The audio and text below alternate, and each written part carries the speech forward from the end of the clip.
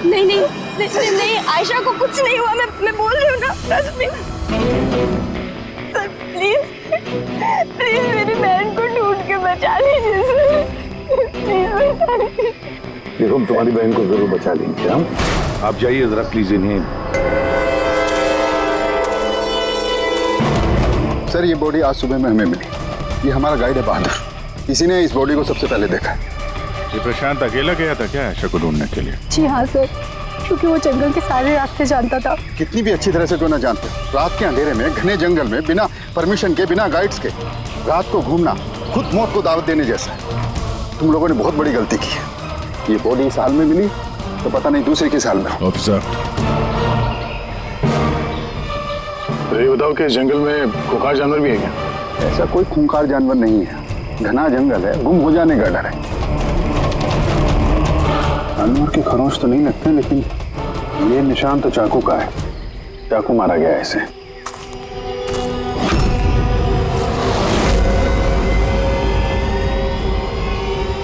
Sir क्या है बोलू? सर ये कैमरा मिला यहाँ पर। ये तो आयशा का कैमरा है। हाँ सर, ये आयशा ने 3 दिन पहले लिया था।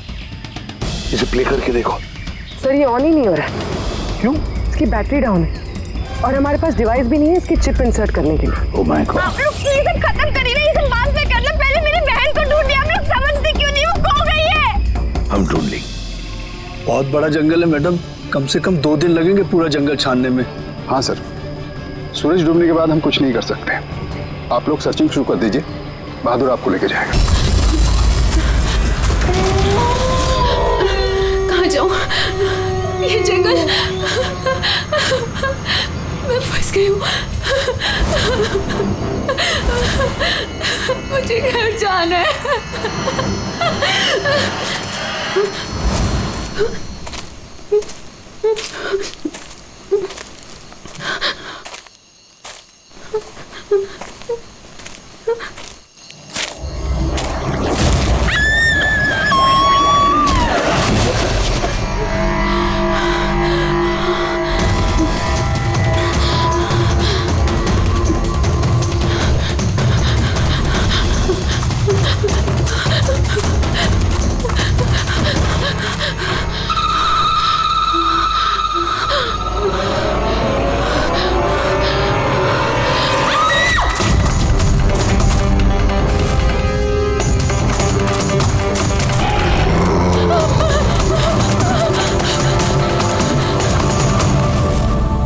निम्मी सो गई क्या? हाँ सो गई है। यार हिरन तुम बहुत परेशान लग रही हो। क्या बताऊं, 24 घंटे हो गए आयशा को गए, ना तो उसका फोन लग रहा है और ना ही उसका फोन आया है। मुझे ना बहुत टेंशन हो रही है, पता नहीं किसी मुसीबत में ना फंस गई हो वो। यार हिरल, अब वो बड़ी हो गई है, मुझे लगता है तुम उसकी माँ की तरह रिएक्ट करती हो। यार अपनी प्रॉब्लम वो सॉल्व कर सकती है, छोटी बच्ची नहीं है। रुहान, ऐसे कैसे बोल सकते हो तुम? छोटी बहन है वो मेरी। मैं उसके लिए टेंस नहीं होंगी तो और कौन होगा? और उसका मेरे सिवा है ही कौन इस दुनिया में?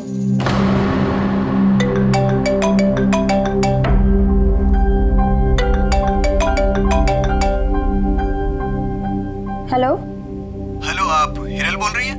हाँ मैं हिरल बोल रही हूँ। आप कौन? मैं मानिक, मैं आयशा के साथ काम करता हूँ। यहाँ एक बहुत बड़ी प्रॉब्लम हो गई है। प्रॉब्लम? आयशा के साथ क्या क्या हुआ है? देखिए वो जंगल में कहीं खो गई है। वो मिल भी नहीं रही है, फोन भी नहीं लग रहा है उसका, और हमें डर है कहीं उसे कुछ हो तो नहीं गया।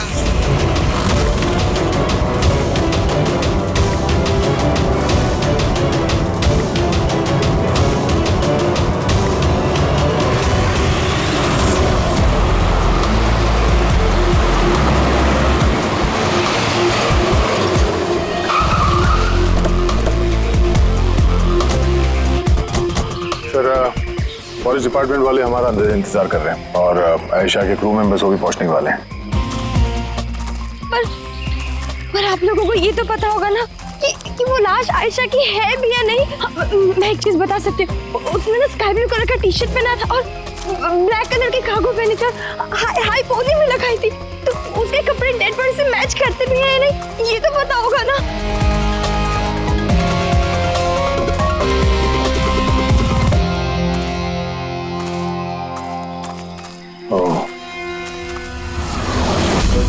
Officer Prem Kumar. Yes sir.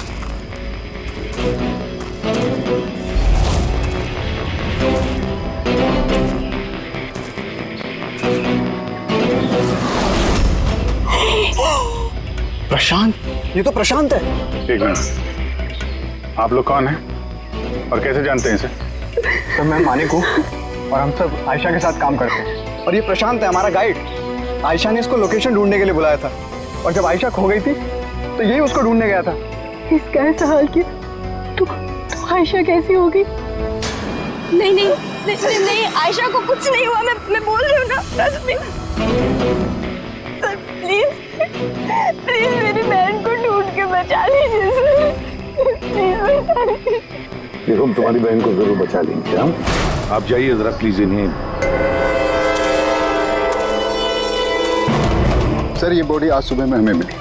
ये हमारा गाइड है बहादुर, इसी ने इस बॉडी को सबसे पहले देखा। ये प्रशांत अकेला गया था क्या आयशा को ढूंढने के लिए? जी हाँ सर, क्योंकि वो जंगल के सारे रास्ते जानता था। कितनी भी अच्छी तरह से क्यों ना जानते, रात के अंधेरे में घने जंगल में बिना परमिशन के, बिना गाइड्स के रात को घूमना खुद मौत को दावत देने जैसा है। तुम लोगों ने बहुत बड़ी गलती की है। ये बॉडी इस हाल में मिली तो पता नहीं दूसरे किस हाल में। ऑफिसर, तो ये बताओ कि जंगल में खुंखार जानवर भी है क्या? ऐसा कोई खूंखार जानवर नहीं है, घना जंगल है, गुम हो जाने का डर है। जानवर के खरोंच तो नहीं लगते, लेकिन ये निशान तो चाकू का है। चाकू मारा गया है इसे।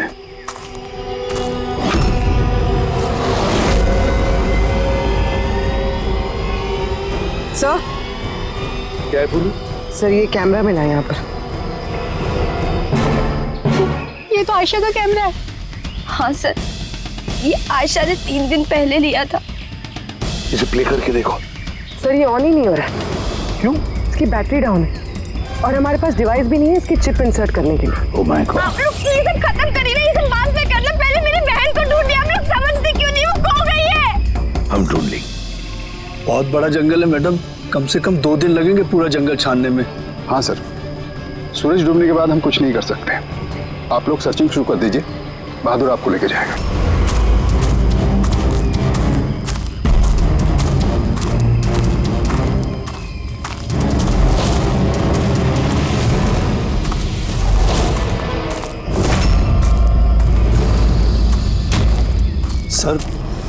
सर हम जंगल में बहुत अंदर तक आ चुके हैं सर।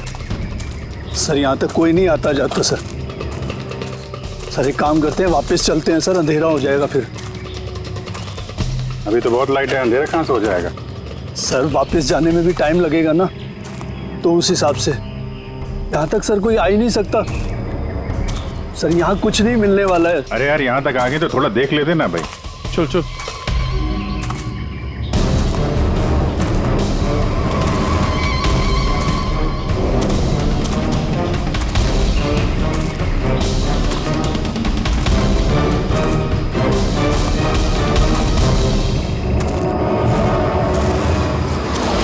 तुम लोग जंगल में फिल्म की शूटिंग करने के लिए आए थे और सिर्फ आयशा ही गायब हो गई और तुम लोगों ने उसे ढूंढने की कोशिश तक नहीं की।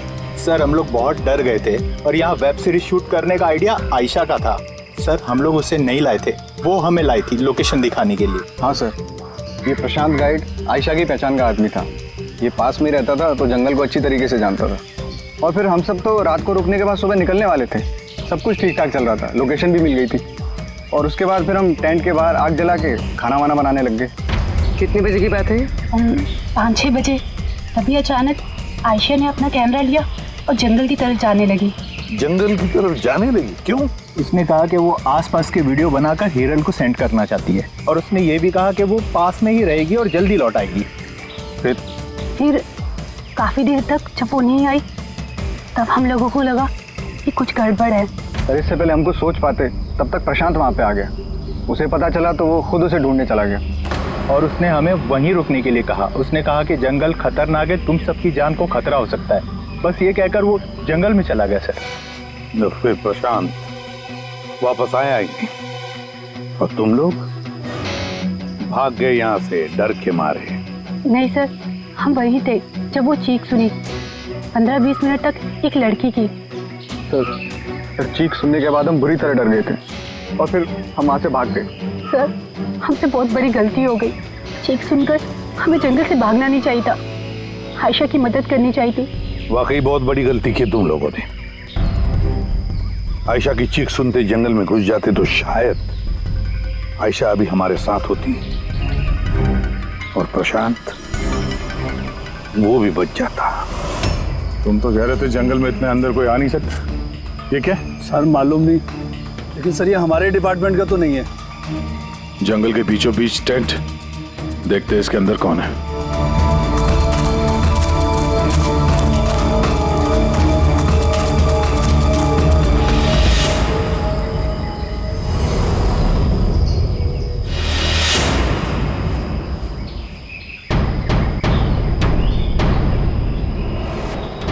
ये कपड़ा तो ऐसा लगता है काटा गया है। टेंट पीछे की तरफ से काटा, इसका मतलब सामने कोई खतरा था।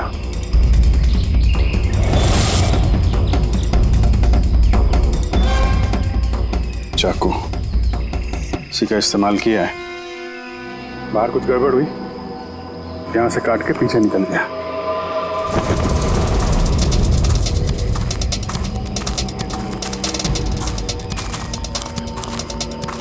रात में रुकने का पूरा इंतजाम था यहाँ पे, बोनफायर, ये आलू वगैरह डाल के रखे। सर इतना अंदर जंगल में रात गुजारने वाला कोई सन की नेचर लवर होगा, वरना इतने खतरनाक जंगल में रात गुजारने की सोचेगा भी कौन?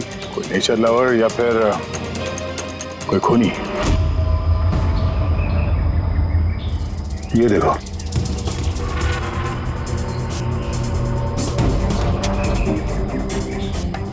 खून।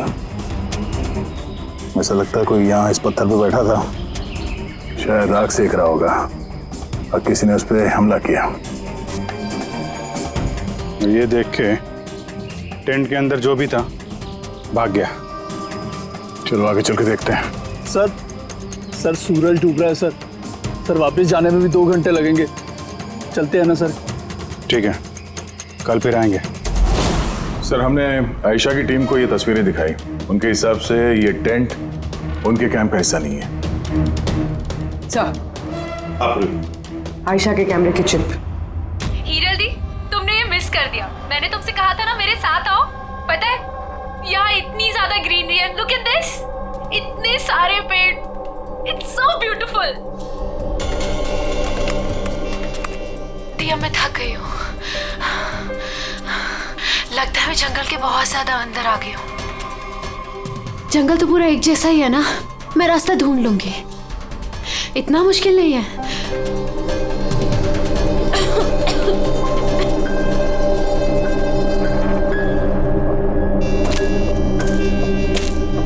कोई है क्या वहां पर?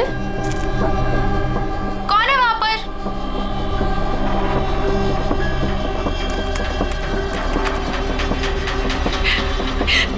मैं फंस गई हूँ यहाँ पर। मुझे कुछ समझ में नहीं आ रहा, मैं यहाँ से कैसे बाहर जाऊँ। I'm sorry दी, मुझे अलग आना चाहिए था। मुझे नहीं लगता मैं यहाँ से बचकर भी वापस आ पाऊंगी, मुझे माफ कर देना।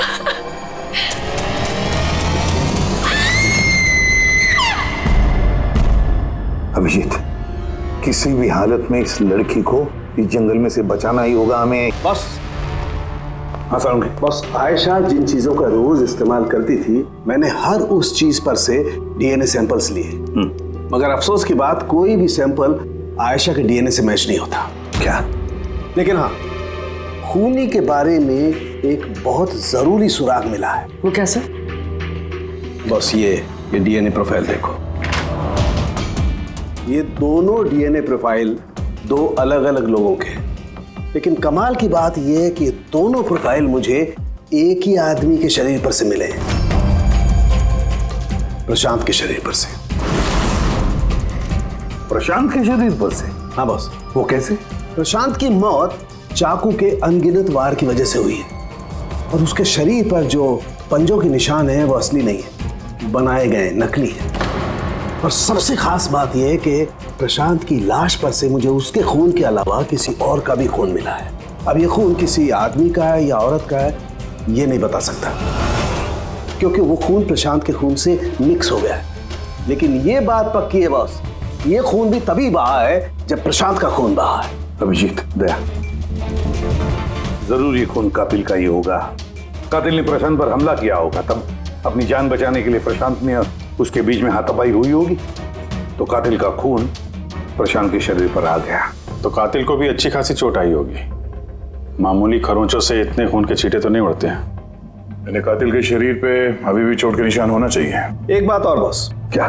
टेंट के पास जिस पत्थर पर खून का धब्बा था वो खून प्रशांत का ही है। मतलब ये सारा खेल इस टेंट के इर्द गिर्द हुआ है।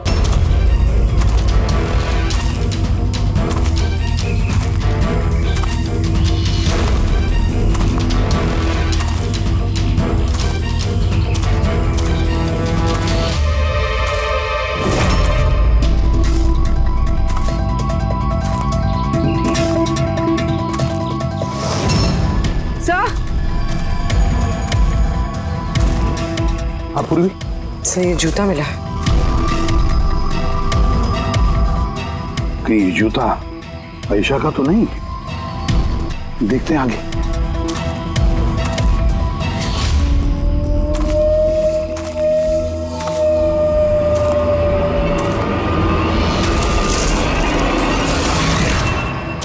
सर, हाँ, ये देखिए सर।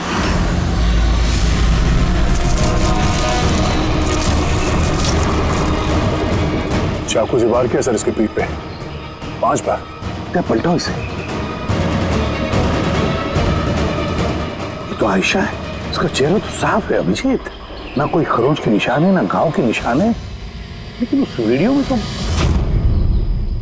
हाँ सर, वीडियो में इसके सर पे चोट लगी थी, खून बह रहा था।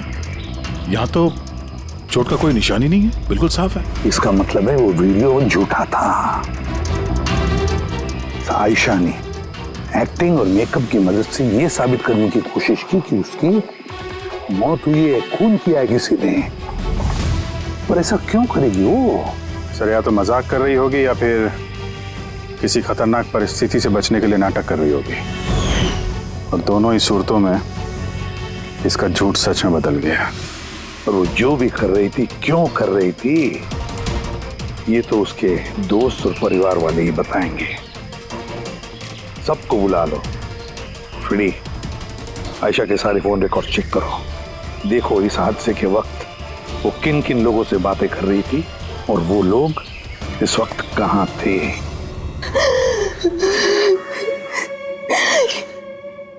ये लोग मुझे उसे देखने क्यों नहीं दे रहे? इतनी बेरहमी से मेरी बहन को मारा है।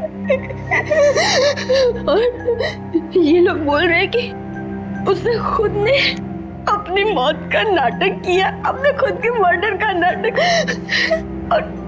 और वो नाटक सच हो गया। गलत कह रहे हैं ये लोग, झूठ है। हमारी आयशा ऐसा नहीं कर सकती। आप लोग गलत इल्जाम लगा रहे हैं।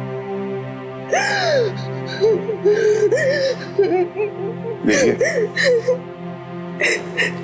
आपका दुख हम समझ सकते हैं, लेकिन ये इल्जाम गलत नहीं है, सच है ये। आयशा के कैमरा से जो हमें तीसरा क्लिप मिला है, उसमें आयशा के चेहरे पर बहुत से खरोंचे हैं और घाव भी है। लेकिन जब आयशा की हमें लाश मिली तो उसका चेहरा, उसका गला साफ है। क्यों? कैसे? ये वीडियो में आयशा मजाक तो नहीं कर रहे थे? उसको मजाक करने की आदत तो नहीं थी? बिल्कुल नहीं। उसकी लाइफ में इतने प्रॉब्लम्स थे कि उसे ऐसे मजाक सूझते कैसे? वो जंगल में खो गई थी और कोई भी इंसान ऐसी सिचुएशन में मजाक कैसे करेगा? किसी और का तो पता नहीं, लेकिन आयशा ने ऐसा किया है। और अगर उसने मजाक नहीं किया तो जानबूझ के किया। क्यों? कोई क्यों ये साबित करने की कोशिश करेगा कि उसके साथ कुछ गलत हुआ है? आयशा ऐसा क्यों चाहेगी? हाँ? उस पे सचमुच हमला हुआ, उसकी जान भी गई, वो अलग बात है। लेकिन उसने ये नाटक क्यों किया? क्या वाकई वो किसी मुसीबत में थी कि उसे ये मौत का ड्रामा करना पड़ा? हाँ? वो मुसीबत में थी, ऐसी मुसीबत जिससे उसको मौत ही बचा सकती थी। मतलब तुम कहना क्या चाहती हो? सर, हाँ फ्रेडी, ये आयशा के कॉल रिकॉर्ड्स। कुछ खास है इसमें? हाँ सर, एक आदमी है केतन, उसने आयशा को बहुत सारे कॉल्स और मैसेजेस किए हैं। यहाँ तक कि जिस रात आयशा का खून हुआ उस रात उसका फोन जंगल के पास ही था, 2 किलोमीटर के दायरे में। कौन है ये केतन? कत्ल वाली रात वो जंगल के आसपास ही था। कौन है? हाँ? सर वो आयशा का पति है, दोनों अलग हो चुके थे। अगर आयशा ने अपने मरने का नाटक किया तो उसके पीछे केतन हो सकता है। केतन आयशा का पति, और आप में से किसी ने ये बात हमें बताना जरूरी नहीं समझा? हाँ? और वो केतन की वजह से अपनी मौत का नाटक क्यों करेगी? मुझे लगा था कि हमें केतन से छुटकारा मिल गया, और मुझे क्या पता था कि वही मेरी बहन की जान ले लेगा।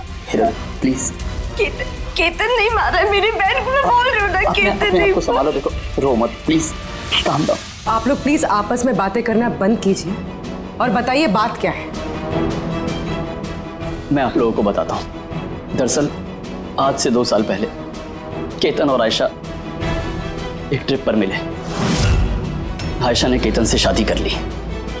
जल्दबाजी में फैसले लेने का शौक था उसे, पर नहीं जानती थी ये फैसला उस पर कितना भारी पड़ने वाला था। केतन उसके लायक था ही नहीं, बड़ा पागल सा आदमी था, ऑब्सेसिव था, उसका जीना हराम कर रखा था उसने।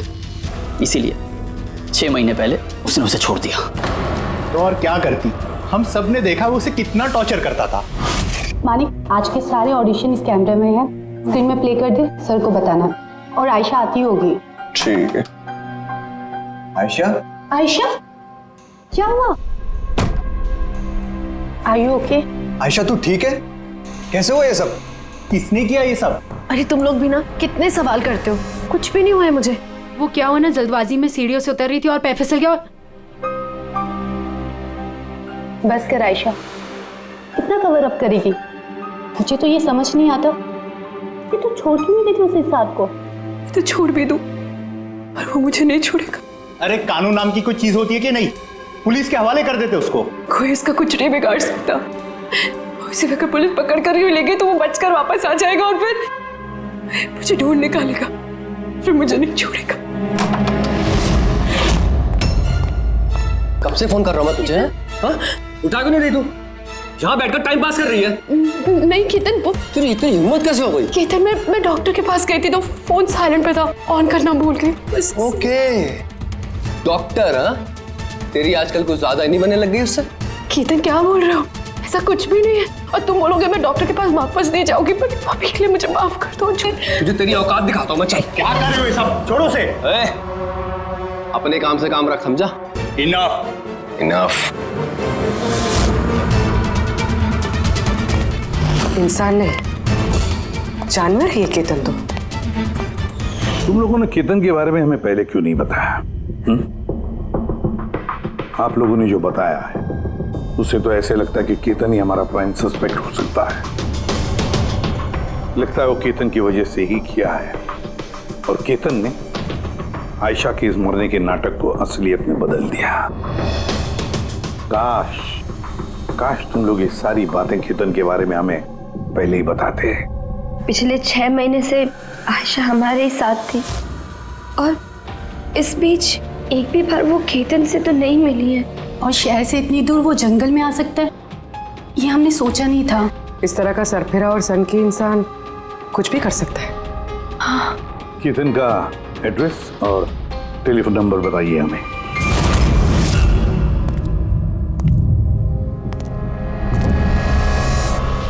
Ketan,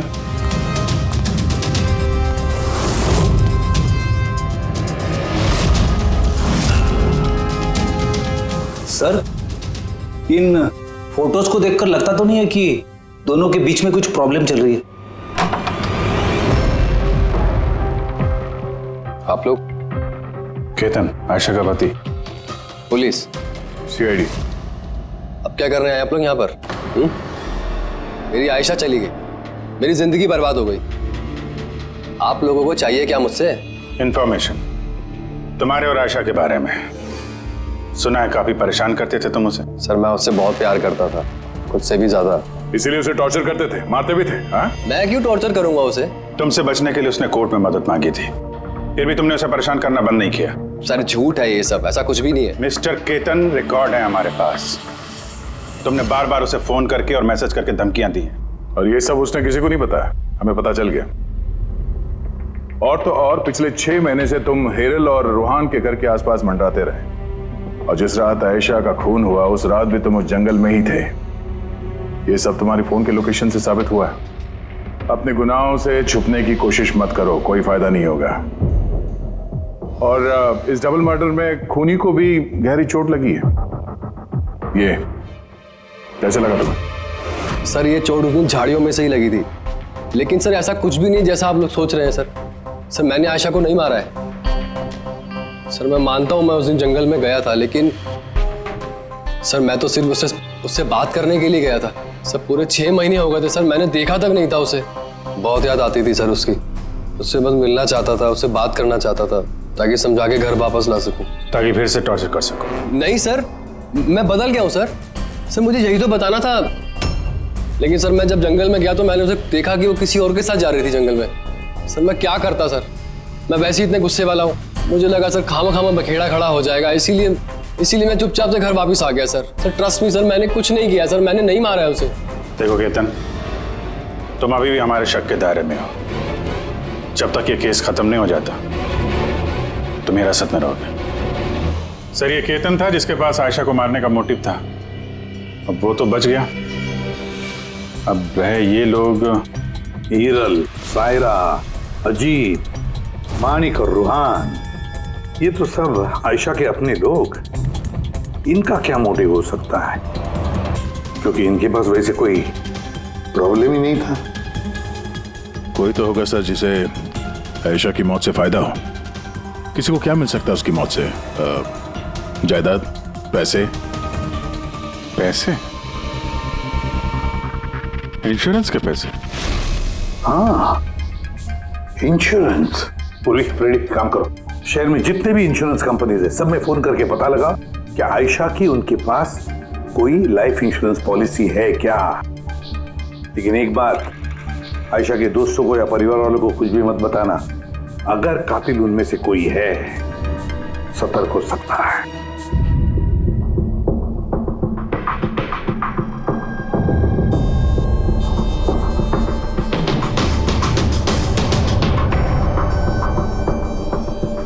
okay, thanks sir.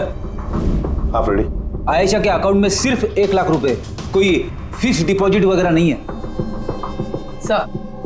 Sir Tanisha insurance private limited के पास आयशा के नाम की एक बीमा पॉलिसी है 50 लाख की। ओह अच्छा। और ये रकम आयशा की भांजी यानी रूहान और हिरल की बेटी निमिषा को जाएगी। अच्छा तो ये बात है। सर आखिर आप लोग चाहते क्या? मुझे जो पता था मैंने सब आपको बता दिया, और आपको पता है मेरी बीवी की तबीयत कितनी खराब है। इस वक्त मुझे उसके साथ होना चाहिए और आपने मुझे यहाँ खड़ा किया हुआ है। अब सर बचा क्या है बताने के लिए? सब बता चुका हूँ। बहुत कुछ बचा है पूछने के लिए। तुम बहुत बोलते हो, इसलिए जितना भी पूछा जाए बस उसी का जवाब देना। ये तुम्हारी वाशी वाली फैक्ट्री जब्त होने वाली है ना, इसका लोन नहीं भरा तुमने, क्यों? हाँ लेकिन आप ये सब कुछ क्यों पूछ रहे हैं, और आपको ये सब पता कैसे चला? सवाल नहीं, सिर्फ जवाब। आयशा तुम लोगों के साथ तुम्हारे घर पे रहती थी ना? तो फिर 7 दिन में तुमने उसे 41 बार कॉल किया है, क्यों? वाह रे वाह, 7 दिन में 41 कॉल आयशा को, कमाल है। और तो और तुम्हें आर्थिक परेशानी है ना, और आयशा के मरने के बाद तुम्हारी छोटी सी बच्ची को पैसे मिलने वाले हैं 50 लाख रुपए। अब वो बेचारी मासूम छोटी सी बच्ची, उसे क्या पता 50 लाख क्या होता है? वो थोड़ी उसका इस्तेमाल करेगी। वो 50 लाख तो इस्तेमाल करेगा उस बच्ची का बाप, मतलब तुम रूहान। बस कीजिए आप लोग, चुप हो जाइए। आपके हिसाब से मैंने आयशा को मारा है? सर मेरे ऊपर 15 करोड़ रुपए का लोन था, 50 लाख में मेरा कुछ नहीं होने वाला। मैं आयशा को मारूंगा और वो जो उसकी बॉडी पर से कातिल के खून के निशान मिले, आप देख सकते हैं मेरे कहीं कोई चोट नहीं लगी क्योंकि मैं वहां था ही नहीं, मैंने किसी को नहीं मारा, सब सॉर्टेड था, प्रशांत सब संभालने वाला था। आप लोग एक मिनट, क्या संभालने वाला था? है? प्रशांत क्या संभालने वाला था? क्या संभालने वाला था प्रशांत? सर मुझसे गलती हो गई, मुझे आपको सब पहले बता देना चाहिए था। मैं डर गया था, बहुत डर गया था। क्या बता देना चाहिए था पहले ही? बताओ जल्दी। मैं आयशा के प्लान में शामिल था। हम लोग सिर्फ उसे मरा हुआ दिखाना चाहते थे, एक्चुअल में वो मरने वाली नहीं थी। यानी हमारा शक सही था सर?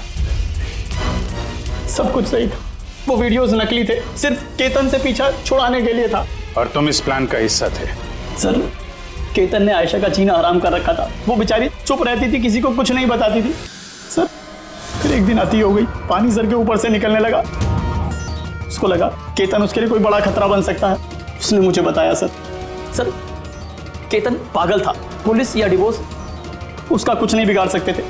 आयशा उससे परमानेंट छुटकारा पाना चाहती थी, हमेशा हमेशा के लिए। मैं तंग आ गई हूँ जीजू, अब तो ये तलाक भी मुझे उस केतन से नहीं बचा सकता। जो मुझे अब उस केतन से बचा सकता है वो सिर्फ मेरी मौत है।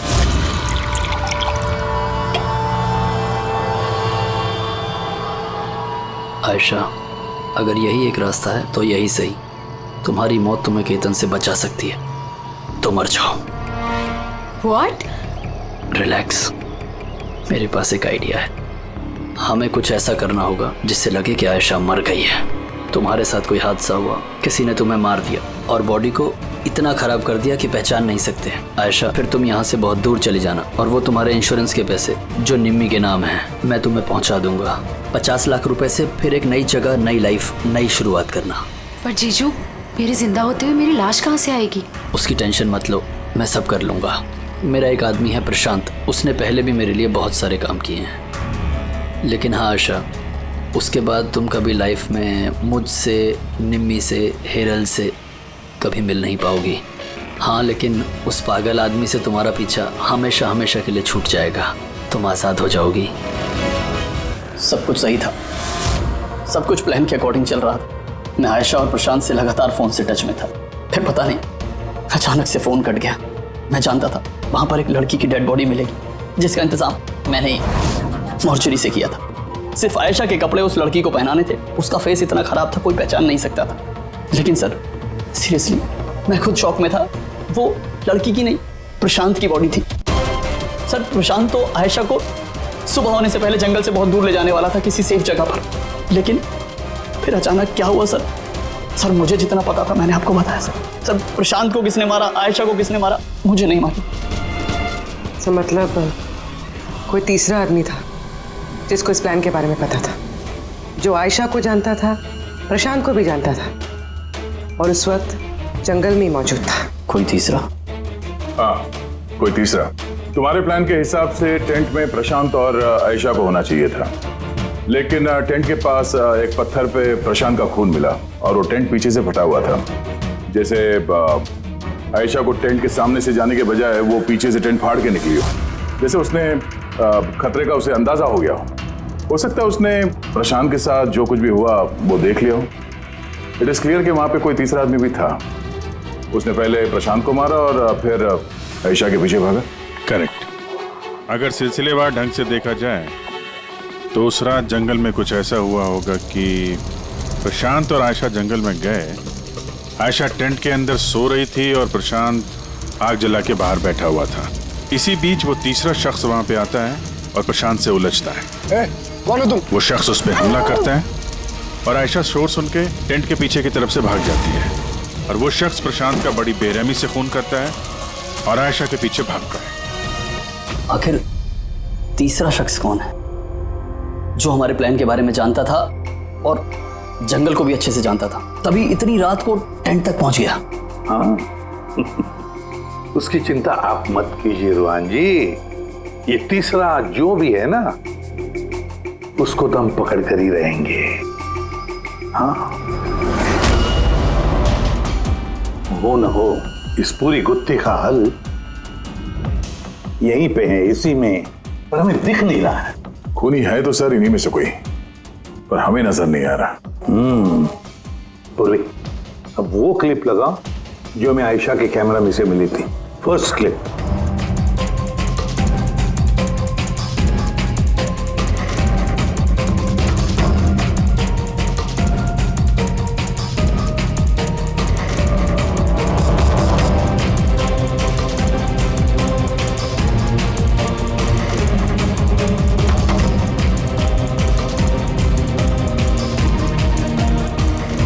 यस, क्या तुम ठीक कह रहे थे, कातिल हमारे सामने है पर हमें दिख नहीं रहा था। काम करो, सबको जंगल में बुलाओ, अब आएगा मजा। सर, आप लोग अब भी मुझ पर शक कर रहे हैं, जबकि मैं आपको सब कुछ सच सच बता चुका हूँ। और मैं सर, मैं अपनी बीवी को क्यों मारूंगा सर? मैं तो उसे प्यार करता हूँ। मेरी बहन के कातिल को ढूंढने की बजाय आप लोग हमसे ही पूछताछ कर रहे हैं। और उसके गायब होने की खबर तो मैंने ही हिरल जी को दी थी, और अगर हमने कुछ किया होता तो हम क्यों किसी को फोन करते? हाँ, पर किसी ने तो आयशा का खून किया होगा, और खून किसने किया वो हमें पता है। आयशा का खून तुम लोगों में से किसी ने किया है, तुम लोगों में से किसी ने। हम में से? सर कौन है वो? अभी पता चल जाएगा। रुहान, एक बात बताओ, आयशा रेकी के लिए आपके घर से हादसे के एक दिन पहले ही निकली थी ना? हाँ जी, एक ही दिन पहले गई थी। और ये उसी दिन की तस्वीर है ना, जिस दिन वो रेकी पे जाने वाली थी? आयशा का अकाउंट है, उसी ने पोस्ट डाली है तो उसी की होगी। और आप लोग मेरी बहन के कातिल को ढूंढने के बजाय ऐसे फालतू सवाल जवाब कर रहे हैं, यहाँ पे हम पे ही ब्लेम कर रहे हैं। इससे क्या सबूत मिलेगा आप लोगों को? हाँ, यही कि तुम लोगों ने आयशा को जिंदा देखा था आखिरी बार उसी दिन, उसके बाद वो गायब हुई और आप लोगों ने हमें बताया। तो हुलिया क्या बताया था आपने हिरल जी, कुछ याद है? हा? उसने ना स्काई ब्लू कलर का टी शर्ट पहना था और black cargo pants. High pony में लगाई थी। आपको तो याद ही होगा। हिरल, तुम्हें कैसे पता आयशा ने मरते वक्त क्या कपड़े पहने थे? बताओ, अरे बोलोगी? क्योंकि उस दिन ये जंगल में ही थी। इसी ने प्रशांत को मारा और फिर आयशा के पीछे भागी, उसका पीछा किया और उसे भी मार दिया। और प्रशांत को मारते वक्त तुम्हें गहरी चोट भी लगी थी, देखा? हाथ छोड़ो मेरा, दूर रहो मुझसे। एक तो तुम लोग मेरी बहन के कातिल को ढूंढ नहीं पा रहे हो, ऊपर से जबरदस्ती मुझ पे इल्जाम लगा रहे हो। हाँ, बहुत हो गया नाटक, अब चुपचाप बताओ, क्यों मारा तुमने आयशा को? हाँ, मैंने मारा है आयशा को, मैंने मारा है आयशा को।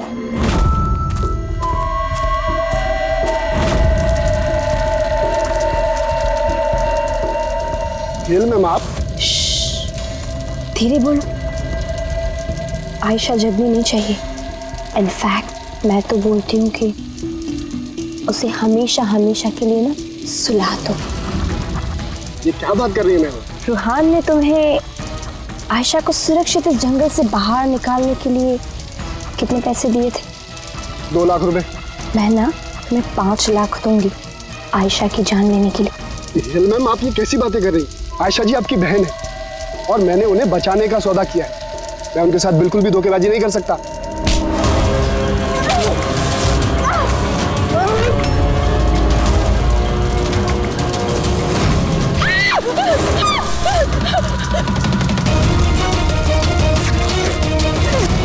आयशा,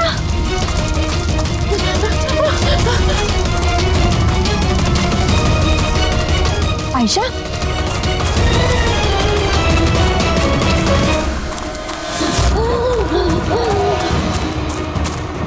आयशा, मेरे पास आयशा, मैं तुझे बचाने आई हूँ। रोहन तुझे धोखा दे रहा था, तेरे इंश्योरेंस के पैसे के लिए तुझे मरवाना चाहता था आयशा। तो मेरी गुड़िया,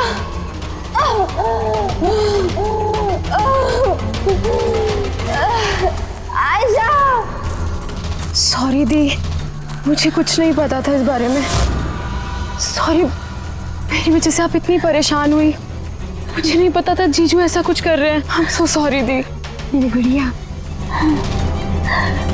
सॉरी दी। तू सॉरी मत बोल, नहीं तो मुझे बोलना चाहिए। क्यों दी? I am sorry. क्यों मारा तुमने अपनी बहन आयशा को? आप लोग नहीं जानते आयशा को। वो हमेशा से ना सबकी चहेती रही है। प्यारी आयशा, हर कोई उससे प्यार करता था, मुझे नहीं। मम्मी, डैडी, मेरे सारे दोस्त, इनफैक्ट रूहान और मेरी बेटी निम्मी भी मुझसे ज्यादा उसको प्यार करती थी। वो रूहान को भी मुझसे छीनना चाहती थी। मैं रूहान और निम्मी को खुद से दूर नहीं जाती हुई देख सकती थी ना। अब आप ही बताओ मैं क्या करती। मैंने सोचा हमेशा वो मुझसे जलती है ना, जीतती भी है ये हमेशा, तो ना रहेगी आयशा और ना रहेगी उसकी जीत। इसलिए मार दिया मैंने उसे। हिरन, तुम ऐसा कैसे कर सकती हो? अरे आयशा तुम्हारी छोटी बहन थी, मुझे अपने बड़े भाई की तरह मानती थी। मैं उसके साथ ऐसा कभी सपने में भी नहीं सोच सकता। और तुम, मुझे शर्म आती है तुम्हें अपनी बीवी कहने में। रुआन, तुम्हारी गलती नहीं है, सारी गलती ना उस आयशा की है। वो सब कर रही थी, वो ना तुमको मुझसे छीनना चाहती थी, है ना? अब तो ऐसा हो ही नहीं सकता है। अब तो तुमको कोई भी मुझसे नहीं छीन सकता। बहुत गलत किया तुमने हिरल। तुम्हारे शक ने, तुम्हारी इनसिक्योरिटी ने एक मासूम इंसान की जान ले ली, प्रशांत गाइड की। और तो और तुमने अपनी सगी बहन का भी कत्ल किया। कानून तुम्हें कड़ी से कड़ी सजा देगा।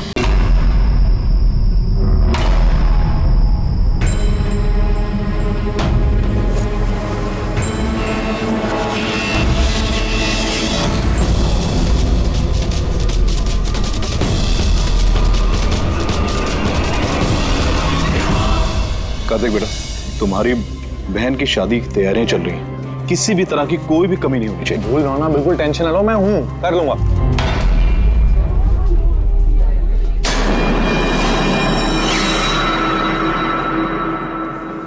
ओहो, शादी वाला घर है, मेहंदी की रस्म है। अरे भाई साहब, ये क्या करें, जल्दी से हाथ चलाइए, मेहमान बस आते ही होंगे। अब आंटी जी, आप बिना वजह इतनी टेंशन ले रही है। शादी वाला घर है और मेरी बेटी की शादी है, टेंशन तो होगी ही ना। मैं उसकी बेस्ट फ्रेंड हूँ ना, मैं उसका पूरा ध्यान रखूँ। तू जल्दी से जा, उसे तेरी जरूरत हो। अरे भाई साहब, वो उधर नहीं, इधर रखवाई। हाँ,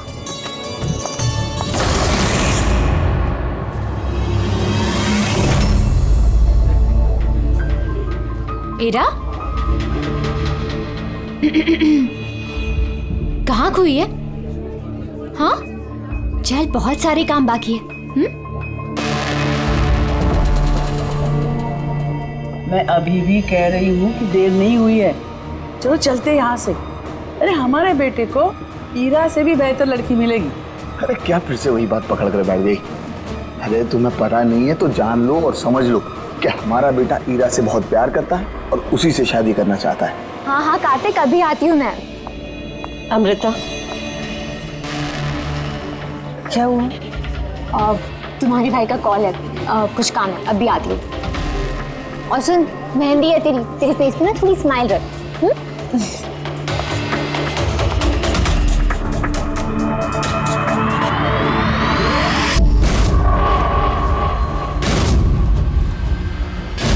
अच्छा, वो सारे बॉक्सेस रख देना और लाइट का भी सेटअप पूरा देख लेना कि फ्लावर्स।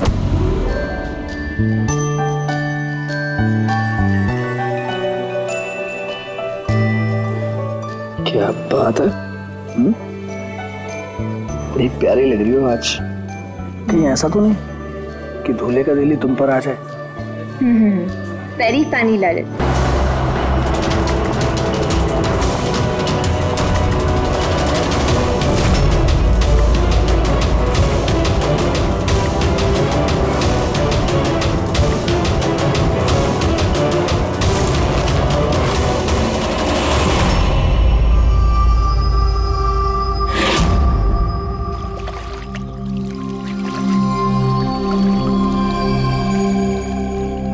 रिसोर्ट क्या बंद हुआ, इसके देखभाल की पूरी जिम्मेदारी मेरे सर पे आ गई। और मालिक को इतनी अकल तो होनी चाहिए ना, हैं? इतनी बड़ी जगह एक अकेला आदमी कैसे साफ सफाई कर सकता है? ये स्विमिंग पूल मेरे जी का जंजाल हो गया है। कितनी भी साफ सफाई करो, हर 2 दिन बाद गंदा हो जाता है, हर 2 दिन बाद।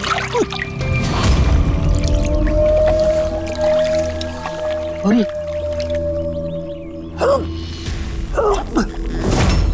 अरे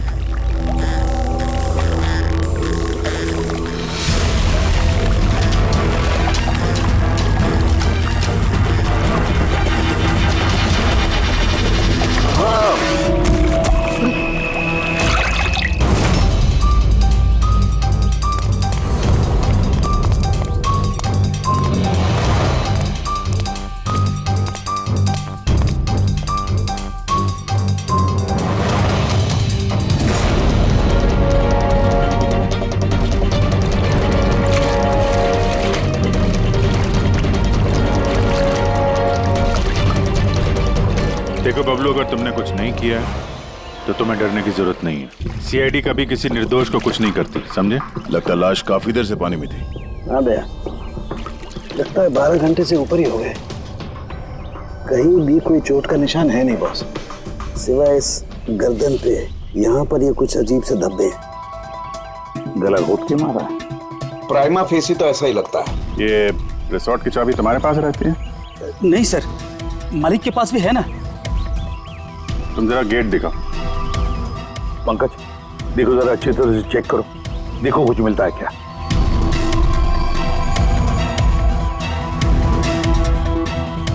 पलटाओ पलटाओ।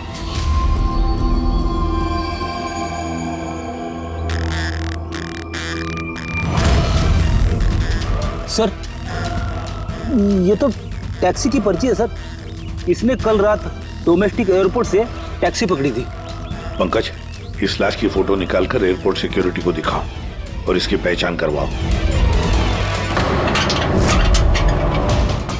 ताला तो टूटा हुआ नहीं है, इसका मतलब कोई चाबी से खोल के अंदर आया या फिर किसी और तरीके से। हो सकता है सर इसी रिसोर्ट के किसी कोने में इस जुर्म को अंजाम दिया, या तो फिर दया उसे यहीं मारकर यहीं पे फेंक दिया, या फिर कहीं और मारकर उसकी लाश को यहाँ डाल दिया।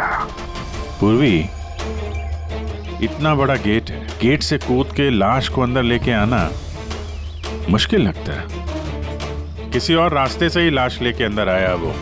मगर सर, अंदर आने के लिए कोई और दूसरा रास्ता नहीं है सर इसके सिवाय। अरे यार, हमें अपना काम करने दो ना भाई, इधर देखते हैं।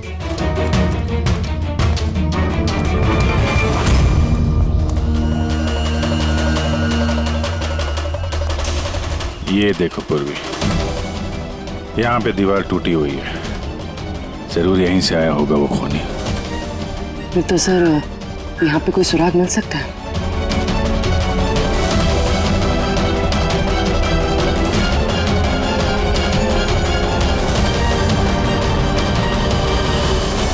ये रहा सुराग, ये सुनहरा धागा।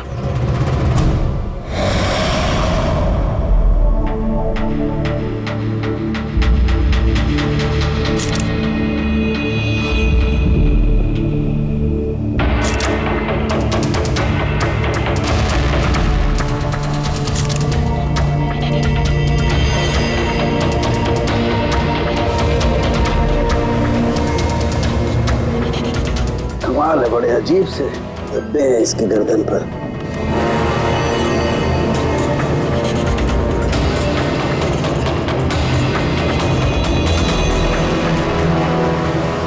ओह, क्या बात है सर? अब ये सुनो जरा।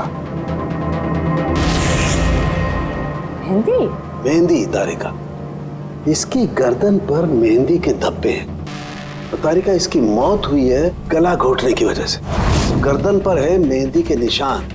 इसका मतलब जिस किसी ने भी इसका गला घोटा होगा उसके हाथों में मेहंदी लगी होगी। और खून करने वाली शायद कोई लड़की थी और उसने उस वक्त खून किया जब उसके हाथों की मेहंदी ठीक से सूखी भी नहीं थी। राइट, आजकल वैसे भी शादियों का सीजन चल रहा है, जरूर कोई फेस्टिवल या फंक्शन शादी वगैरह में गई होगी। राइट, इसीलिए अभिजीत को वो सुनहरा धागा मिला था। वो भी शायद किसी महंगी ड्रेस का होगा जो पार्टी में पहनी जाती है। तो इसका मतलब ये सुनहरा धागा और गर्दन पर लगी हुई ये मेहंदी हमें खूनी तक पहुंचा सकते हैं।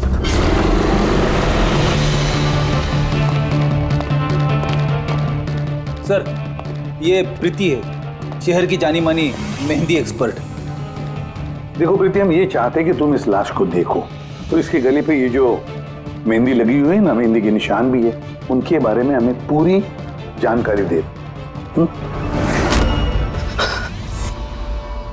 डोंट वरी, आप डरिए मत, हम सब आपके साथ हैं।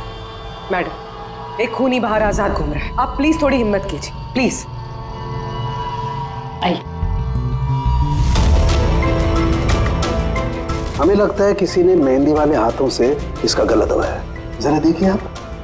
और थोड़ी सी मेहंदी इनके बालों पे भी लग गई है, सर के पीछे। मेहंदी का टेक्सचर खराब हो चुका है, पर इतना पता चल रहा है कि ये मेहंदी हाथों से लगाई गई है। हाथों से? जी सर, अक्सर लोग अलग अलग डिजाइन बनाने के लिए स्टेंसिल्स का इस्तेमाल करते हैं। तो ये डिजाइन स्टेंसिल से नहीं, हाथों से बनाया गया। जी सर। अच्छा, आप प्लीज 1 मिनट यहाँ आ सकती हैं?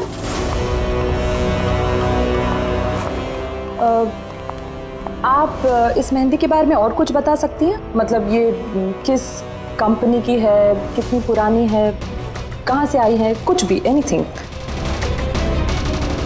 सर, मेहंदी के कलर, टेक्सचर और स्मेल से पता चलता है कि ये मेहंदी किसी कमर्शियल कंपनी की तो नहीं है, ये जरूर किसी ने घर पर ही बनाई है। तो मतलब लोग अक्सर घर में बनाई हुई मेहंदी को ही इस्तेमाल करते हैं? जी सर, क्योंकि वो केमिकल फ्री होती है।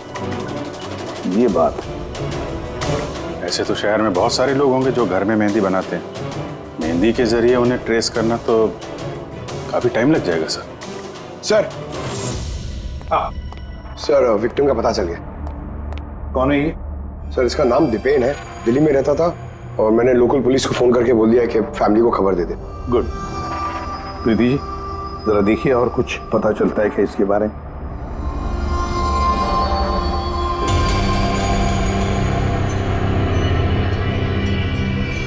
एक मिनट सर। सर, मेहंदी की डिजाइन से एक बात और पता लग रही है। वो क्या? सर, उस लड़की के बारे में जिसकी मेहंदी इनकी गर्दन पे लगी है, उस लड़की की शादी किसी ऐसे लड़के से हो रही थी जिसका नाम आर से शुरू होता है। आर नाम के लड़के? वो कैसे पता चला? अक्सर नई दुल्हन जब मेहंदी लगवाती है तो अपने पति का इनिशियल लेटर लिखवाती है, तो सर ये वही इनिशियल लेटर है। हाँ बॉस, उल्टा आर बना हुआ है। आर? फिर हमें पता लगाना पड़ेगा कि इस हफ्ते में शहर में ऐसी कितनी शादियां हुई हैं या होने वाली हैं जिसमें दूल्हे का नाम आर से शुरू होता है।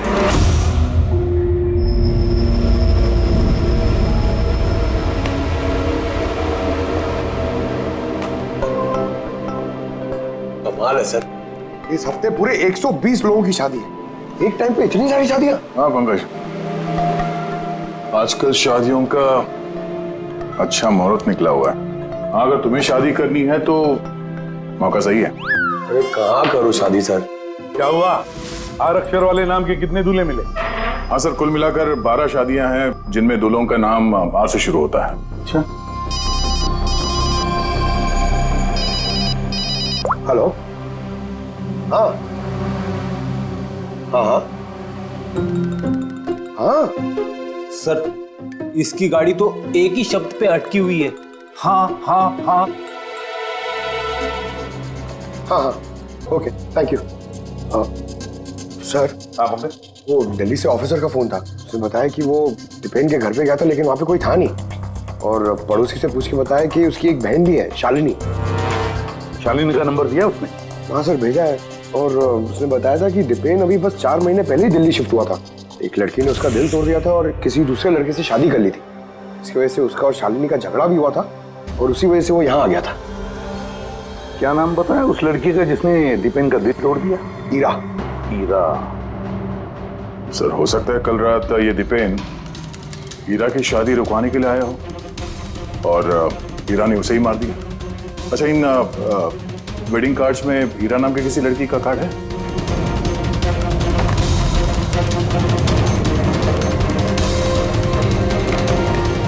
हाँ सर।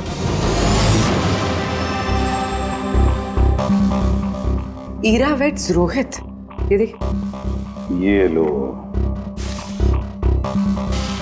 हीरा वेड्स रोहित, और वो भी शादी आज ही है। जरा इस शादी में जाकर देखो, देखो दुल्हन की मेहंदी का रंग कैसे चढ़ा है। आप लोग सीआईडी से हैं तो कुछ भी मनमानी करेंगे? कानून के नाम पर किसी की शादी के रोकने का अधिकार किसने दिया आपको? जी नहीं, हम यहाँ किसी की शादी रोकने नहीं आए, हम सिर्फ अपनी तहकीकात पूरी करने आए।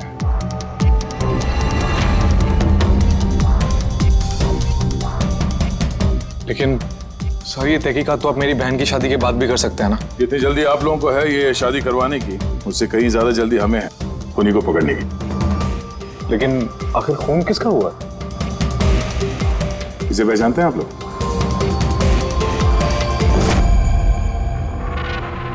ये तो दीपेन है। मतलब पहचानते हैं? कैसे? सर एक्चुअली वो दीपेन मेरी बहन से प्यार करता था, लेकिन कुछ वक्त पहले उन दोनों का रिश्ता टूट गया। मैंने कहा था ना वापस चलते, लेकिन मेरी सुनता कौन है? देखा, अब तो सीआईडी भी आ गए। पता नहीं कौन सी मनहूस गड़ी थी जब इनके साथ रिश्ता जोड़ा। दीपेन के गर्दन पे हमें कुछ मेहंदी के निशान मिले हैं और हमें शक है कि वो निशान हीरा के हाथों से आए हैं।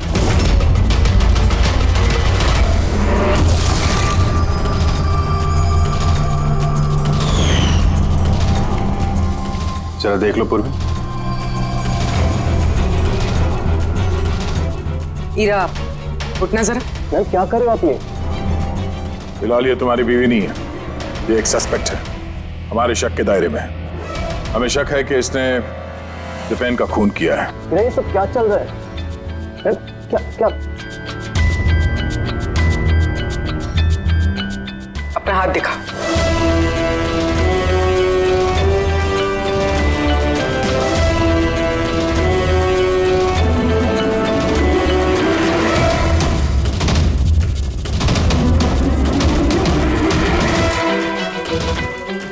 सर, मेहंदी तो बिल्कुल ठीक है। और तो फिर दीपेन के गले पे जो मेहंदी के निशान थे वो किसके हाथों से थे? वो भी जरा इनका घूंघट उठाना। सर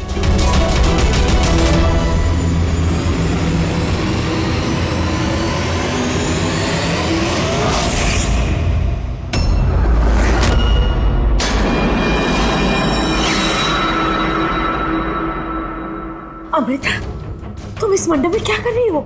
मेरी बेटी ईरा कहाँ पर है? बोलो। अमृता कौन है ये? ये मेरी बेटी की दोस्त है। ओह, मंडप से दुल्हन गायब है और दुल्हन की जगह उसकी सहेली शादी करने वाली थी। ये चल क्या रहा है यहाँ पे? हैं? सर वो दरअसल कल रात। अरे फ्लर्ट कौन कर रहा है यार? मैं तो आपकी तारीफ कर रहा हूँ। अच्छा जी, तारीफ कर रहा हूँ। तुम भी ना बिल्कुल नहीं बदलोगी।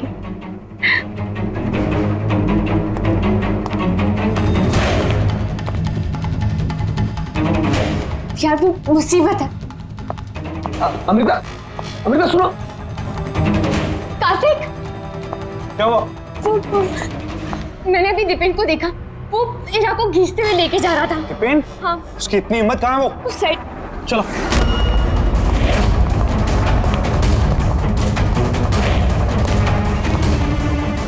कहाँ गए ये दोनों? पता नहीं यार।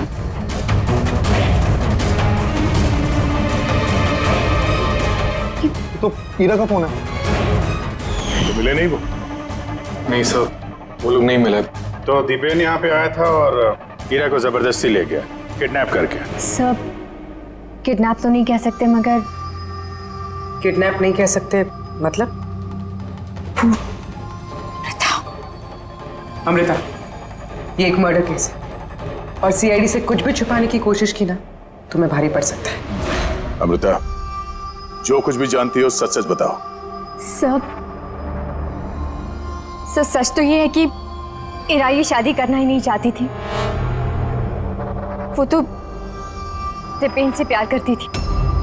वो तो सिर्फ घर वालों के दबाव में आकर उसने ये शादी के लिए हाँ कहा। अमृता चुप हो जाओ। मुझे तो पहले से ही पता था ये लोग 420 है। और कौन कौन से राज हैं जो सामने आने बाकी हैं? यही बताएंगे या सीआईडी ब्यूरो की चाय पीने का मूड है? हाँ?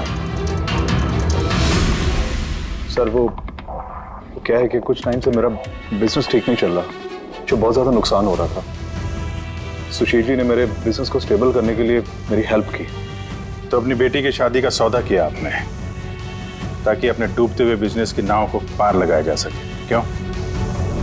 इसीलिए हीरा के गायब हो जाने के बाद उसकी जगह पे अमृता को बिठाया मंडप पे, ताकि किसी भी कीमत पे ये शादी ना रुके। वाह। और अमृता, तुम इस पूरी साजिश में इतनी आसानी से शामिल हो गई? मुझे ये सब नहीं पता था। मुझे तो कार्तिक ने कहा था कि जब तक इरा नहीं मिलती मैं यहाँ बैठी रहूं। अब तो फेरे होने वाले थे, तो शादी भी कर लेती मुझसे धोखे से।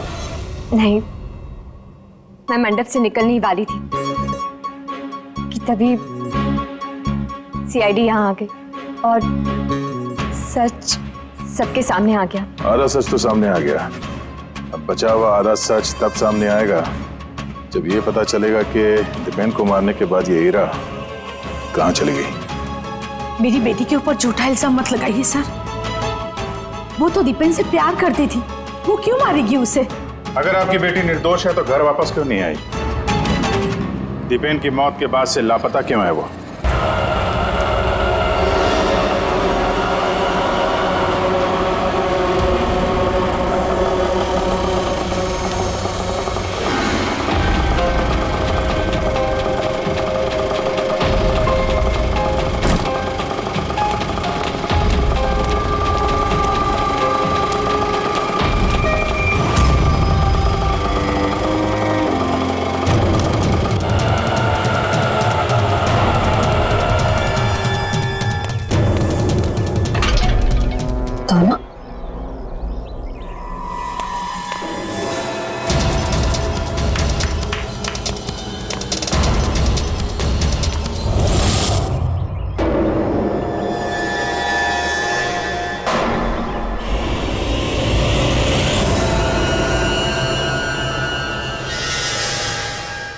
देखो बॉस, हीरा ने अपने मेहंदी वाले हाथों से दीपेन का गला जरूर पकड़ा होगा, लेकिन दीपेन की मौत हीरा के हाथों से नहीं हुई। तो फिर सर दीपेन की मौत हुई कैसे? ये जो इसके गले पर ये जो मेहंदी के निशान हैं, जब इनको अच्छी तरह से साफ किया गया तो एक और निशान मिला। ये देखो, ये और ये निशान है किसी रस्सी का। इसकी वजह से दीपेन की मौत हुई है। मतलब दीपेन की मौत रस्सी से गला घोटने की वजह से हुई है। लेकिन अगर हीरा ने खून नहीं किया तो फिर हीरा है कहाँ? कहीं ऐसा तो नहीं कि उसे भी नुकसान पहुंचा दिया गया? सर एक बात समझ में नहीं आ रही है, अगर हीरा ने खून नहीं किया तो फिर किसने किया? ये खून शायद हीरा के घर वालों में से किसी ने किया है। वैसे तो दीपेन की मौजूदगी से वो लोग खुश नहीं थे। हो सकता है दीपेन की वजह से शादी में रुकावट आ जाए, इसलिए दीपेन का खून कर दिया। सर हीरा के फोन से पता चला है कि उसके गायब होने से 3 घंटे पहले उसे दीपेन की बहन शालिनी का फोन आया था। वो दिल्ली से बॉम्बे तो आ गई है, लेकिन वो फोन नहीं उठा रही। शालिनी का फोन ट्रैक करो, देखे तो सही है कहां पर वो रहता है। वो सुनहरा धागा किसका हो सकता है?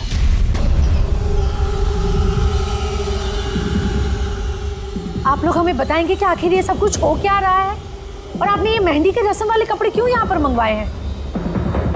देखिए, हमें कुछ सुनहरे धागे मिले हैं क्राइम सीन पे से, और वो सुनहरे धागे जिसके कपड़ों के साथ मैच हो जाएंगे, खूनी वही है। आप तो ईरा पर शक कर रहे थे, क्या वो शक दूर हो गया? हाँ, फिलहाल तो समझ लीजिए कि शक दूर ही हो गया, क्योंकि दीपेन की मौत रस्सी से गला घोटने की वजह से हुई है, वो मेहंदी वाले हाथ से नहीं। तो इसका मतलब ये हुआ कि अब आप सबको ऐसा लगता है कि खूनी हम में से कोई एक है? करेक्ट।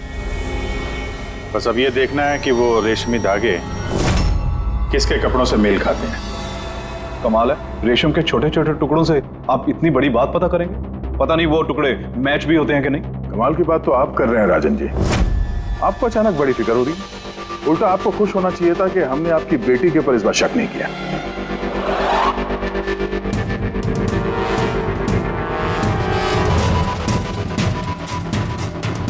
सर, ये सुनहरा धागा राजन के कुर्ते से मैच होता है। सर ये देखिए, धागा यहां से खिंचा हुआ है।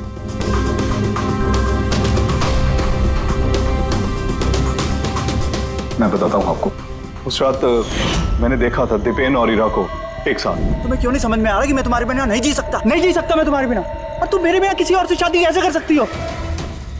जब मैं नीचे पहुंचा तो वो दोनों जा चुके थे, और दीपेन का एड्रेस ईरा की पुरानी चिट्ठी से मुझे मिला, और हम उसके घर पहुंच गए।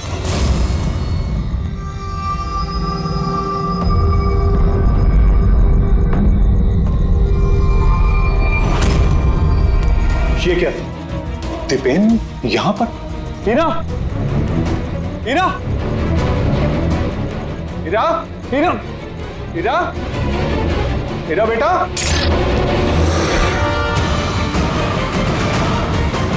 पापा, ये देखिए, दीपेन ने अपने फोन में अपने मरने की वजह लिखी है। क्या लिखा है इसमें? ईरा के बिना मेरी जिंदगी का ना कोई मायना है ना कोई मकसद। ईरा मेरी नहीं हो सकती तो किसी की नहीं होगी। अलविदा। मेरी नहीं हो सकी तो किसी की नहीं। कहीं ऐसा तो नहीं कि दीपेन ने मरने से पहले ईरा को कुछ नुकसान पहुंचा दिया हो?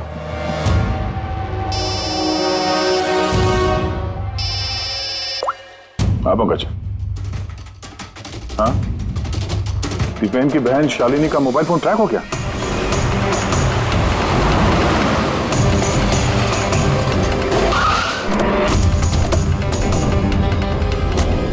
शालिनी के मोबाइल फोन के हिसाब से तो सुबह ही आ चुकी थी यहाँ पे। पर हमारा फोन क्यों नहीं उठा रही हो? धमाका। शालिनी, शालिनी, शालिनी, शालिनी।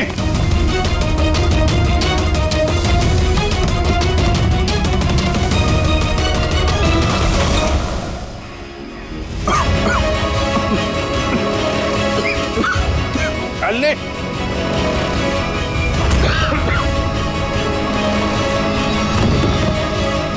शालिनी।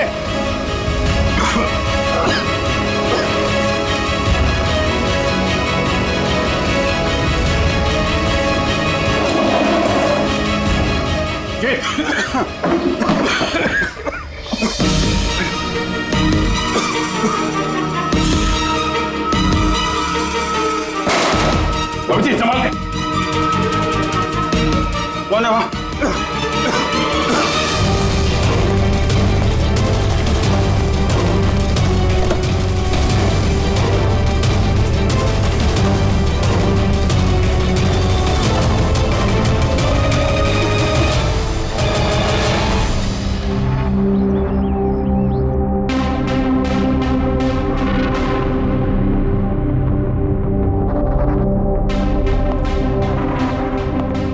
हाँ अभिजीत, ठीक हो दोनों? हाँ सर ठीक है। वो तो अच्छा हुआ सर, हम लोग उस जहरीली गैस में ज्यादा देर तक नहीं रहे। पर सर शालिनी और ईरा की तबीयत बहुत खराब है, डॉक्टर उन्हें देख रहे हैं। वैसे थी क्या वो जहरीली गैस? तो पता नहीं सर, लगता है कोई टाइम्ड स्मोक बॉम्ब था। इस दीपेन ने पूरी प्लानिंग कर रखी थी सर। आत्महत्या के बाद ये ईरा को भी रास्ते से हटाना चाहता था। हाँ सर, वैसे भी उसने सुसाइड नोट में लिखा था, हीरा मेरी नहीं तो किसी की नहीं हो सकेगी।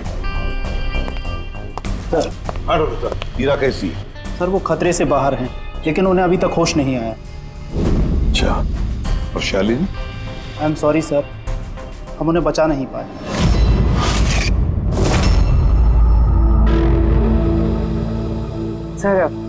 सर इस दिप्पे ने ना सिर्फ अपनी जान ली, बल्कि अपनी बहन की मौत का भी जिम्मेदार बन गया। वही तो। हसन के बोल। अच्छा, तो ठीक है, हम आते हैं। क्या हुआ सर? सरण के बता रहा था दीपेन ने आत्महत्या नहीं की।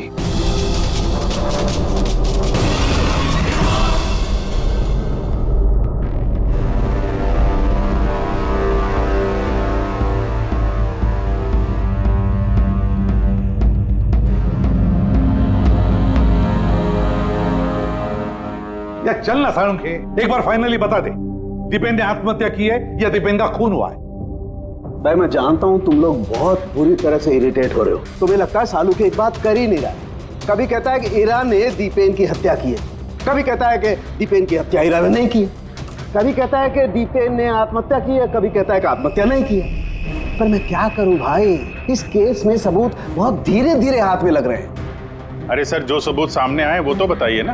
देखो बॉस, जब किसी इंसान को फांसी के फंदे पर लटकाया जाता है तो जब रस्सी खींची जाती है उसकी सांस टूटने लगती है और इंसान सांस लेने के लिए फड़फड़ाता है, उसकी गर्दन हिलती है और गर्दन इसी हिलने डुलने में कस जाती है और उसकी गर्दन के पीछे फांसी के फंदे की गांठ का निशान आ जाता है।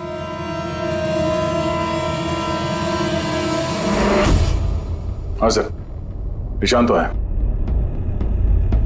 और सर ये इसकी गर्दन तो पहले से लटकी हुई है, ये क्या चक्कर है? हाँ, इसकी गर्दन लटकी हुई है क्योंकि यह आदमी पहले से ही मरा हुआ है। अब मरे हुए इंसान को अगर फांसी पर लटकाया जाएगा तो वो सांस लेने के लिए तड़पड़ाएगा नहीं और इसीलिए उसकी गर्दन के पीछे गांठ का निशान नहीं आएगा। नहीं, इसके पीछे तो निशान नहीं है क्योंकि गर्दन गांठ के संपर्क में आई ही नहीं। इसमें नई बात क्या बताई तूने? क्या ये हमको मालूम नहीं है? देख सारुण के, तू सिर्फ इतना बता, दीपेन की गर्दन के पीछे फांसी के फंदे के नॉट का निशान है या नहीं? दीपेन की गर्दन के पीछे रस्सी की गांठ का निशान नहीं है। आप, मैं दिखाता हूं। ये देखो बॉस, दीपेन की गर्दन पर कोई निशान नहीं है। यानी खूनी हमें गुमराह कर रहा था, पहले से मरे हुए इंसान को लटका दिया ताकि ये सब सुसाइड लगे। बहुत ही लंबी प्लानिंग की है किसी ऐसे आदमी ने जो दीपेन और हीरा दोनों की जान लेना चाहता है। और सुसाइड नोट वो भी उस खूनी ने लिखा है। हाँ सर, दीपेन का सुसाइड नोट खुद दीपेन ने नहीं लिखा है। मैंने उस मैसेज का एनालिसिस करवाया एक लिंग्विस्टिक एक्सपर्ट के जरिए। डॉक्टर तारिका, ये लिंग्विस्टिक एक्सपर्ट क्या होता है? स्टाइलोमेट्री नाम की एक कला होती है। जैसे कि हर इंसान की उंगलियों के निशान अलग अलग होते हैं, ठीक उसी तरह से उनके लिखने का स्टाइल, उनका तरीका वो भी अलग होता है। हर इंसान अलग अलग अंदाज में लिखता है। कोई अक्षरों को बहुत छोटा छोटा लिखता है, कोई अक्षरों को बड़ा बड़ा लिखता है, बीच में काफी गैप होता है, कोई एकदम सीधी लाइन में लिखता है, कोई ऊबड़ खाबड़ लिखता है और कुछ लोग हर अक्षर के बाद कॉमा लगाते हैं जैसे फ्रेडी लगाता है। सबका अंदाज बिल्कुल अलग अलग होता है। एक्सपर्ट्स ये भी बता सकते हैं? सिर्फ इतना ही नहीं, एक्सपर्ट्स ये भी बता सकते हैं कि टाइप करने वाला एक लड़का है या लड़की। तो क्या तारीखा है, वो सुसाइड नोट दीपेन ने लिखा है या नहीं? नहीं। तो मैंने दीपेन और ईरा दोनों के फोन्स चेक किए तो मुझे एक इंसान के बारे में पता चला जिसका लिखने का ढंग एग्जैक्टली उस सुसाइड नोट से मैच होता है। ये है वो मैसेज। इस मैसेज में भी सुसाइड नोट की तरह हर सेंटेंसेस के बीच में 3 डॉट्स लगाया। हर सेंटेंस शॉर्ट और क्रिस्प है और पूरा मैसेज या तो गुड बाय या अलविदा से एंड किया गया है। जिस तरह से वो सुसाइड मैसेज में अलविदा लिखा था, यहां पे गुड बाय लिखा है। अच्छा, तो इसका मतलब है हमें हमारा खूनी मिल गया।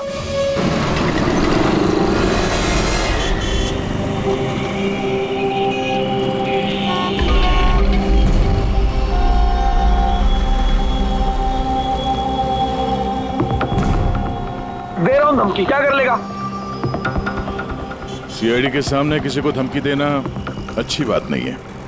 लेकिन मैं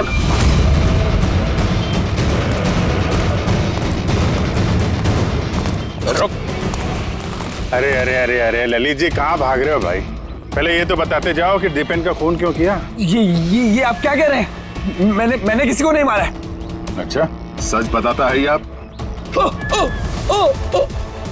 बताता है, मुंह के बल छोड़ दो नीचे। नहीं, मैं नहीं मारा, प्लीज मुझे उतारो। चल, एक तो तूने दीपेन का खून किया, ऊपर से ये दिखाने की कोशिश की कि उसने आत्महत्या की है। हाँ, इनफैक्ट मैंने ही उसका सुसाइड नोट लिखा था। लेकिन क्या? लेकिन ये सब मैंने खुद के लिए नहीं, किसी और के कहने पर किया था। किसके कहने पे? डॉक्टर साहब, मेरी बच्ची को होश कब आएगा? घबराने की कोई बात नहीं, बहुत जल्दी होश आ जाएगा।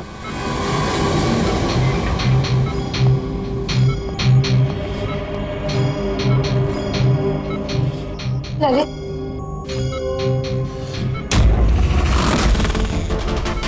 तुम्हारे हाथ में हथकड़ी क्यों लगी हुई है? अब मुजरिम के हाथों में हथकड़ी नहीं होगी तो और क्या होगा? मुजरिम? जी हाँ, मुजरिम। अपना गुनाह कबूल किया है ललित ने। दीपेन को इसी ने मारा है। ललित, ये सब लोग क्या कह रहे हैं और क्यों किया तुमने ऐसा? देखा सर, हैरान होने की कितनी अच्छी एक्टिंग कर रहे हैं ये लोग। जबकि सच ये है कि ललित को खून करने के लिए कहने वाला असली गुनहगार यहाँ इसी कमरे में मौजूद है।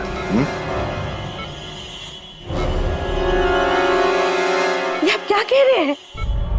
यहाँ पर मेरी बेटी जिंदगी और मौत के बीच में झूल रही है और आप उल्टा हम पर इल्जाम लगा रहे हैं।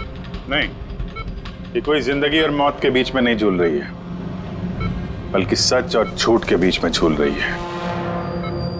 ये बेहोश नहीं है, सब ड्रामा है।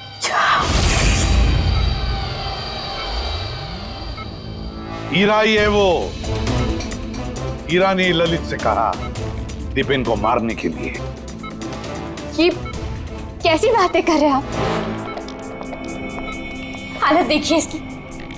आप लोगों को लगता है कि ये जानबूझकर जहर के कांटेक्ट में गई होगी? सर, इंजेक्शन लगा दूं? हाँ हाँ बिल्कुल, जल्दी। ये किस चीज की इंजेक्शन लगा रहे हैं आप? सच बोलने का। इस इंजेक्शन में एक केमिकल है जिसके शरीर में जाते ही इंसान सच बोलने लगता है।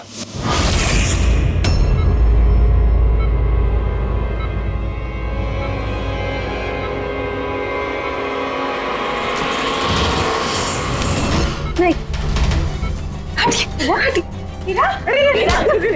रुक जाओ हीरा। इसका मतलब कि सीआईडी वाले सच बोल रहे हैं। अब झूठ बोल के कोई फायदा नहीं।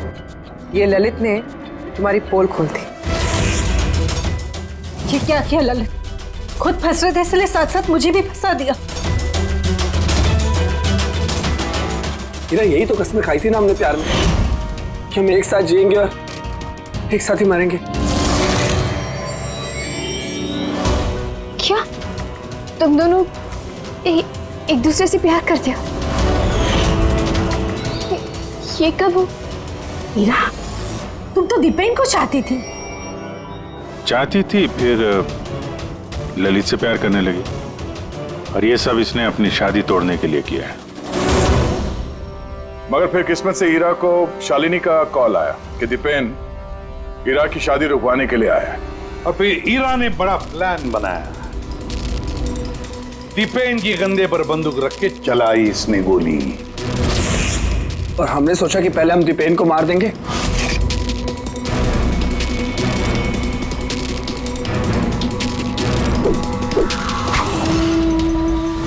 और फिर दूर कहीं जाकर नया संसार बसाएंगे। लेकिन भूल गए तुम कि गुनाह की राह पर मंजिल कभी नहीं मिलती, समझे? हमारा प्लान बिल्कुल सही जा रहा था, लेकिन पापा और कार्तिक ने आके हमारे किए कराए पे पानी फेर दिया। उन्होंने दीपेन की लाश को ठिकाने लगा दिया। और फिर हमें एक नया प्लान बनाना पड़ा। और उस नए प्लान में भी मेरा मरने वाला एंगल था ही। बॉम्ब का इंतजाम हो गया। तुमने बॉम्ब ठीक से चेक किया ना? हाँ कर लिया, थोड़ी देर में बॉम्ब फट जाएगा। और लाश का इंतजाम किया? थोड़ा मुश्किल था, लेकिन थोड़े पैसे देकर वो लाश भी मिल गई है। बस फिर हो गया काम। मैं लाश को अपने कपड़े पहना दूंगी और जैसे ही बॉम्ब फटेगा तो सबको लगेगा कि दीपेन के साथ साथ मैं भी मर गई। अच्छा मैं बॉम्ब चेक करके ओके।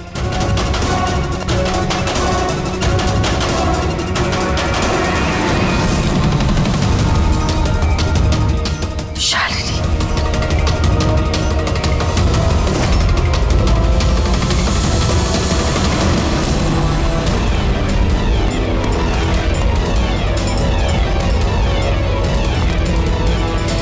और इसके लिए तुमने शालिनी की भी जान ले ली। तो और क्या करते? सब देख लिया था उसने, कोई चारा नहीं था। मगर एक बात समझ में नहीं आई, जहरीली गैस का इस्तेमाल क्यों किया? जहरीली गैस से शक्ल तो नहीं बदल जाती उस मुर्दा घर वाली लाश का? हा? तो तुमने ये क्यों मान लिया कि हम उसे तुम्हारी लाश समझ लेंगे? हम जहरीली गैस का इस्तेमाल नहीं करने वाले थे, हम उस घर को बॉम्ब से उड़ाने वाले थे। लेकिन ये ललित पता नहीं गलती से कौन सा बॉम्ब लाया जो फटा ही नहीं। खुश हो गया। अब इससे पहले एक नए बॉम्ब का इस्तेमाल करते, हमने आप लोगों की गाड़ी की आने की आवाज सुनी, तब तो प्लान को चेंज करना पड़ा। और ये मुझे बांधकर वही चला गया ताकि सबको लगे कि जो मैंने नहीं किया बल्कि मेरे साथ हुआ है।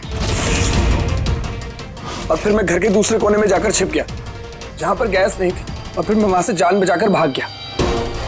हम चाहते थे कि आप लोगों को लगे कि ये सब किया धरा दीपेन का है। उसने खुद तो आत्महत्या कर ली, लेकिन ईरा को मारने में नाकामयाब रहा।